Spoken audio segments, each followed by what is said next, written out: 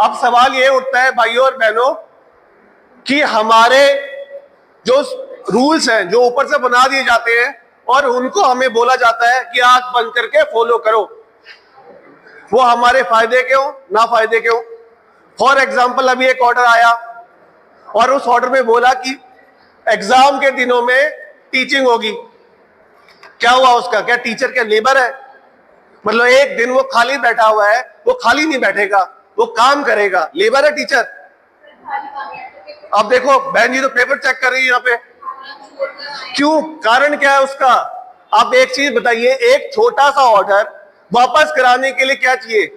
कोई डायरेक्टर से पहुंचिए या सीएम साहब चाहिए कि सीएम साहब को बोलेंगे तब वो डायरेक्ट ऑर्डर वापस होगा? एक एक्टिव जीएसटी है जाए और कहे कि ऑर्डर वापस लो।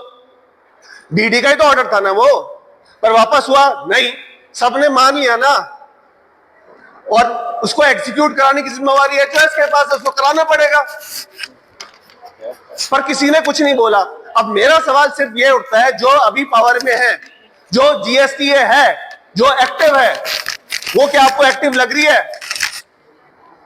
अब आपको आप वापस वोट दे दीजिए, 3 साल 5 साल 10 साल वही होगा। मैं पिछले 3 साल से डिपार्टमेंट में हूं, पिछले 30 साल से मैं देख रहा हूं, मेरे घर वाले डिपार्टमेंट में हैं।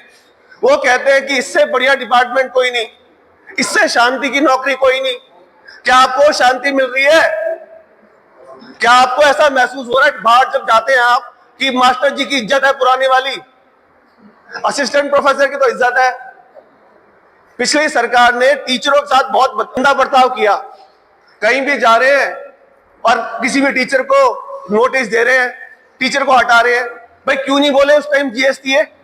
क्यों नहीं कदम उठाया?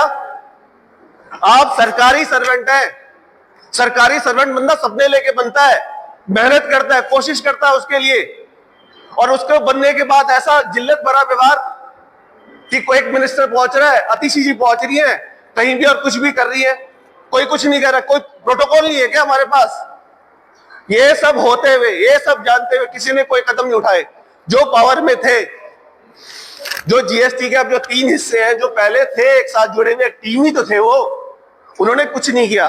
तो मेरा आपसे हाथ जोड़ के बस एक इतनी सी विनती है कि आप इस बार जब वोट डालने जाए तो अपना आशीर्वाद उसको दीजिएगा जिससे आपको लगे कुछ काम करेगा, जो एक्टिव होंगे, जो आपको लगेगा कि आपका खोया हुआ सम्मान वापस दिलाएगा। बीच में ऑर्डर आया था 8 घंटे की ड्यूटी करेगा टीचर, वो ओम सिंह जी के ग्रुप ने सब वापस करवाया 8 घंटे। फिर ये जॉब टीचर्स की शांति आराम की कैसे हो गई जब 8 घंटे काम करेगा टीचर? तो जी मैं तो चाहता हूं कि आपने सारी बातें सुन ली, मैं आपकी उदासीनता का कारण भी समझता हूं, पर मैं आपसे हाथ जोड़ के ये विनती करना चाहता हूं कि आप लोग जब वोट डालें तो अपने हितों के लिए डालिएगा, जब आप वोट डालें तो अपने सम्मान के लिए डालिएगा। आप जब वोट डालें तो इसलिए डालिएगा कि कोई है जो आपके लिए करेगा, क्योंकि उसने पहले किया है। धन्यवाद। इस बार जीएसटीए चुनाव में श्री विनोद शर्मा और श्री अमन गहलोत के पैनल को भारी बहुमत से विजयी बनाइए।